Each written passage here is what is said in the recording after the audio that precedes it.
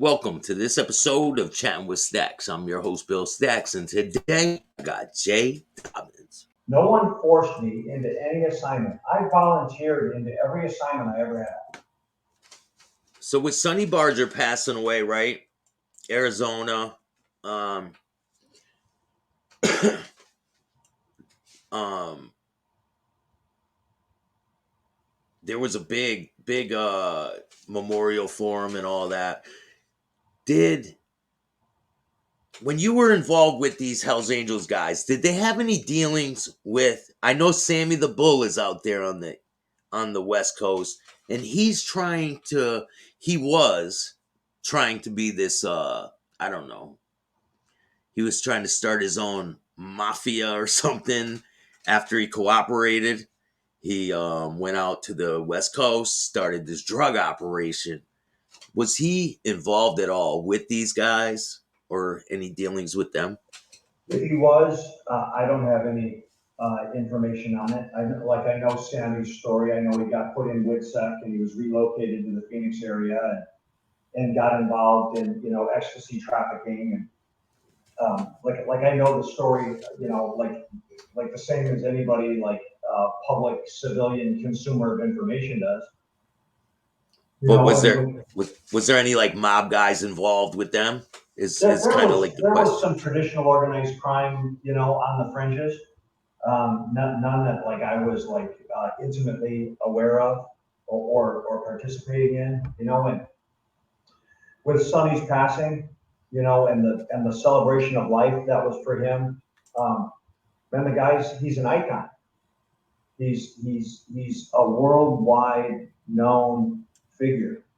And I've said many times, publicly and privately, that if Sonny had used his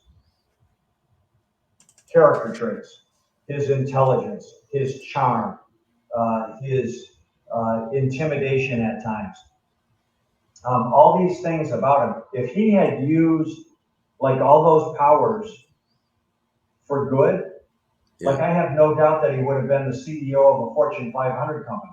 Look what that dude built. Look what he built. I don't agree with everything, with the life he lived or the world he lived in or what he created. But I do understand who he was and what he stood for. And there's elements of that are, that I understand. Like he believed in his brotherhood. He believed in his team above all else. And I understand that the guy was a worldwide icon. When he passed, I took no satisfaction in his passing. Was he out there? Was he out there at the time of the investigation? And did you have any dealings with him? Yeah, I crossed paths with Sonny a couple times, and I always had good experiences with him. Like he was never on the point. I never got close enough to him to really have any other opinion other than my overlap with him. Like I had pleasant experiences with him. I don't agree with his his lifestyle. I don't agree with him being portrayed as as heroic. He built and led an international organized crime syndicate, and that's undisputable. But I also understand the admiration that is for him, and the the heartache that was created by his passing. So like I said, I took no satisfaction in Sonny's passing. He's a Sonny and his gang are a part of Americana. Yeah, it's the American culture, man. Like Harleys and beautiful women, all that, cheeseburgers. It's the American like it dream, or don't right? like it, and it doesn't matter what side you fall on. The Hells Angels are iconic. So, what do you think is the future for the Hells Angels and the Mongols? With I know the Outlaws and the Mongols are having some rumblings up there in Chicago. I know that there's some rumblings with the Banditos down there in Texas. And there's just things going on all over the country, Mongols, outlaws, and this and that. What do you think the future is for the Mongols or the outlaws or any of these groups? What do you think the future is for them? There's always going to be conflict. There's always going to be rivalry. There's always going to be battle and competition for territory. Um, Everyone's trying to be, the big dog on the porch. The truth is, the Hells Angels are the king of the mountain, and I don't see that ever changing.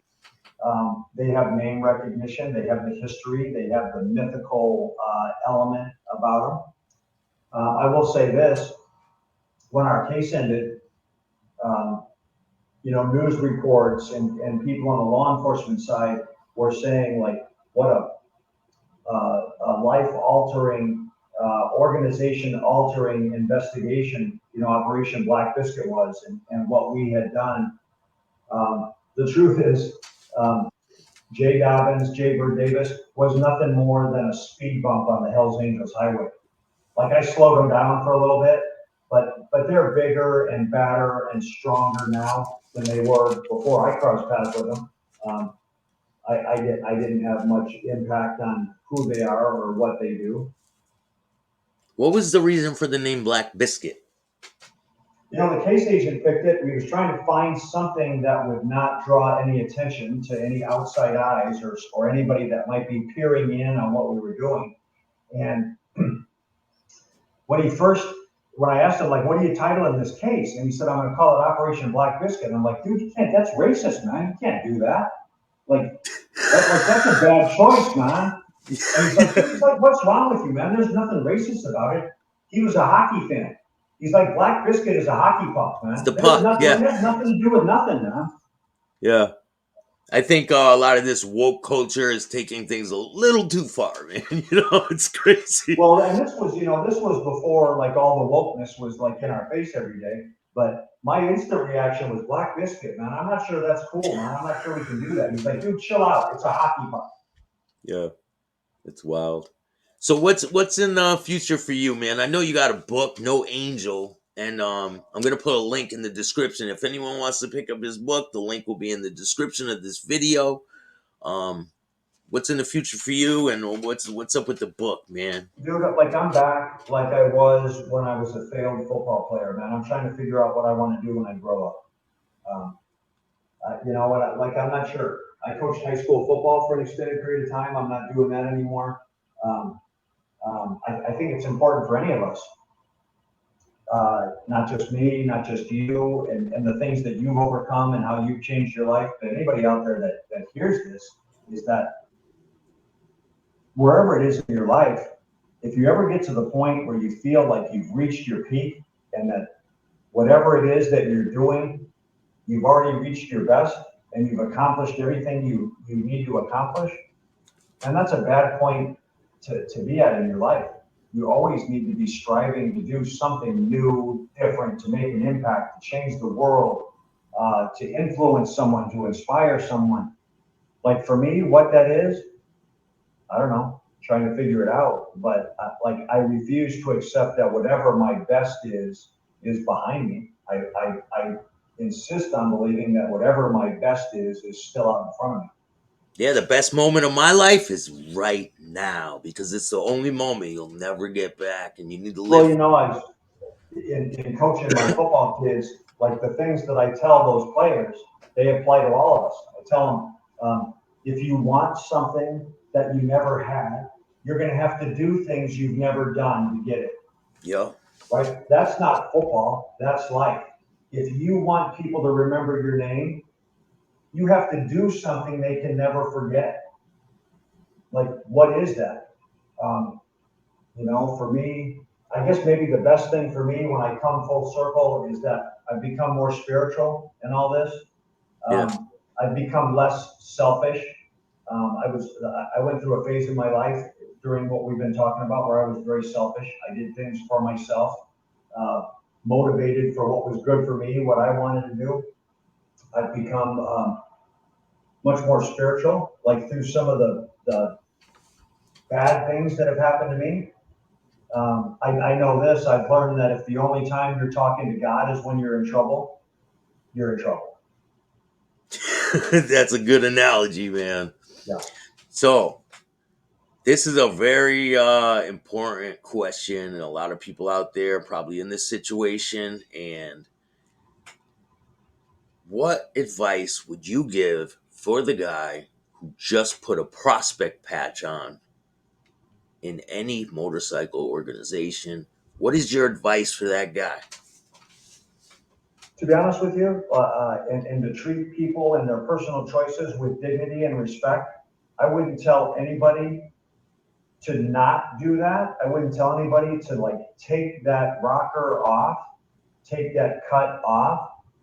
But I would say be fully aware of what it means, of what that lifestyle holds.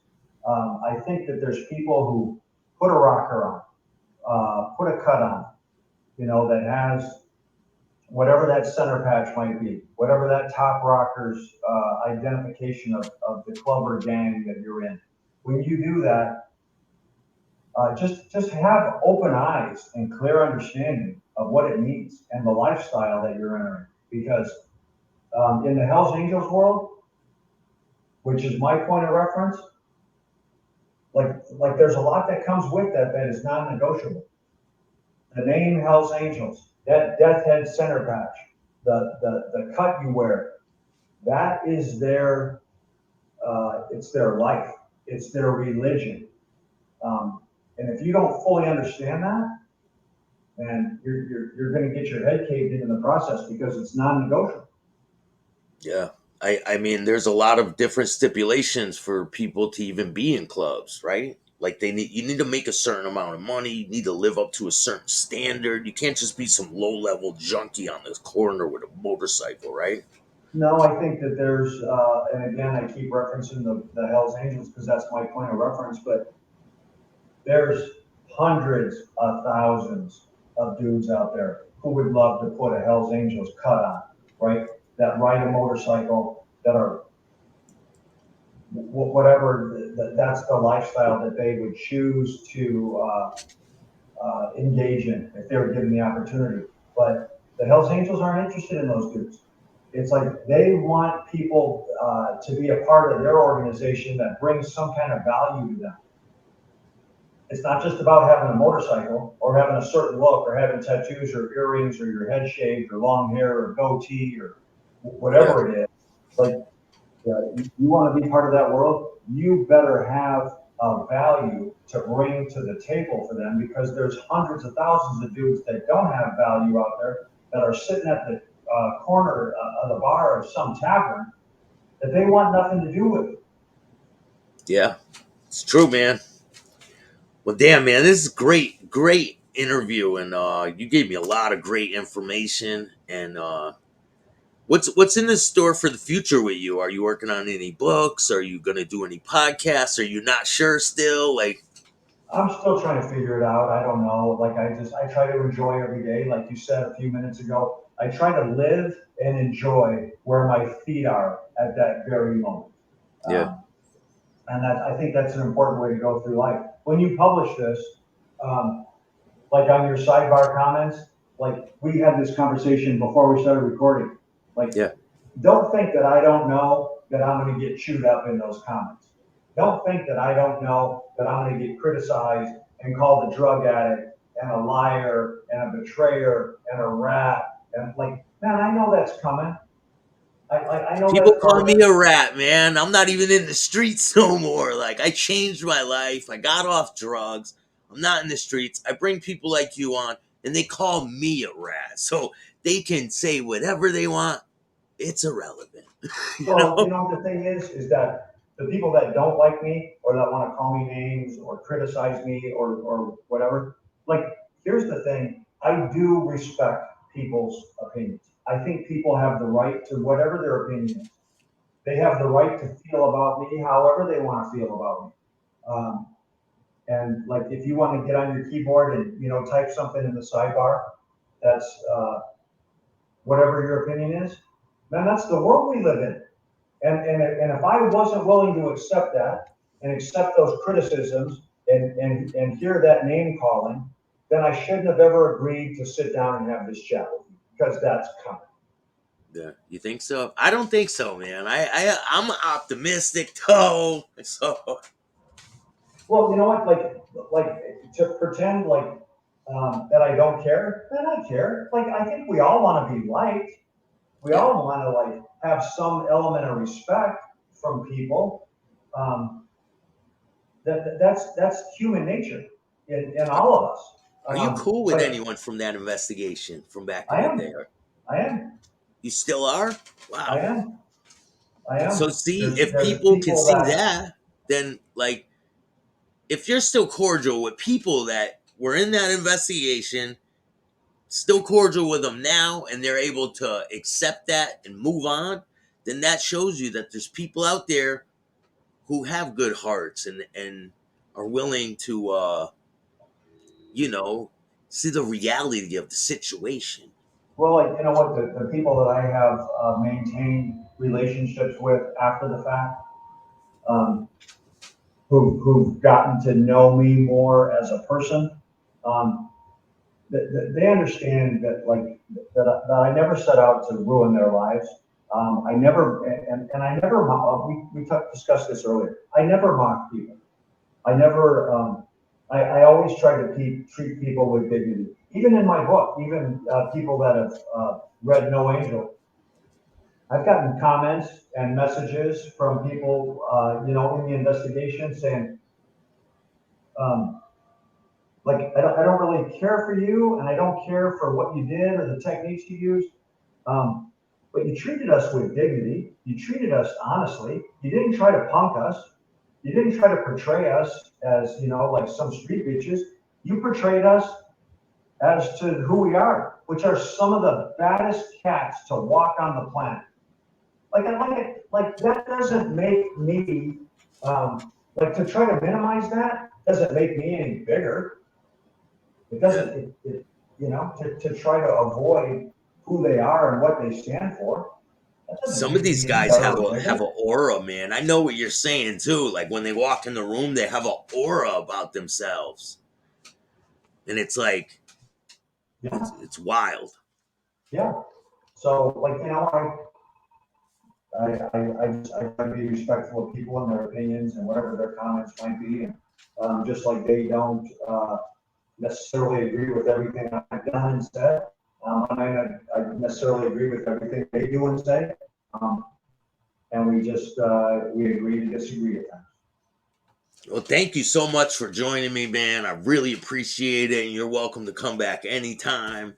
If you want to do it live, if you want to do another interview, we can always chop it up. You're always welcome back here.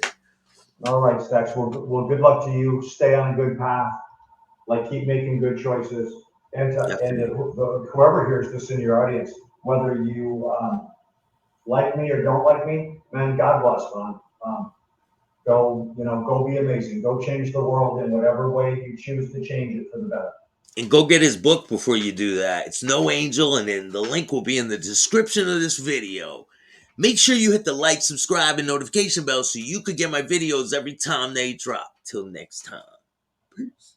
Thank you, man.